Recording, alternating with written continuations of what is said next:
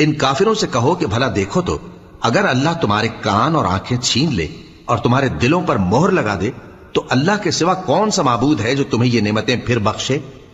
دیکھو ہم کس کس طرح اپنی آیتیں بیان کرتے ہیں، پھر بھی یہ لوگ روگردانی کیے جاتے ہیں۔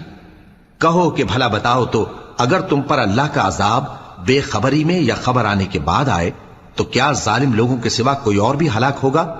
اور ہم جو پیغمبروں کو بھیجتے رہے ہیں تو خوشخبری سنانے اور ڈرانے کو، پھر جو شخص ایمان لائے اور نیکوکار ہو جائے تو ایسے لوگوں کو نہ کچھ خوف ہوگا اور نہ وہ غمگین ہوں گے، اور جنہوں نے ہماری آیتوں کو جھٹلایا ان کی نافرمانیوں کے سبب انہیں عذاب پہنچے گا۔ کہہ دو کہ میں تم سے یہ نہیں کہتا کہ میرے پاس اللہ تعالیٰ کے خزانے ہیں، اور نہ یہ کہ میں غیب جانتا ہوں، اور نہ تم سے یہ کہتا ہوں کہ میں فرشتہ ہوں۔ میں تو صرف اس حکم پر چلتا ہوں جو مجھے اللہ کی طرف سے آتا ہے۔ کہہ دو کہ بھلا اندھا اور آنکھ والا برابر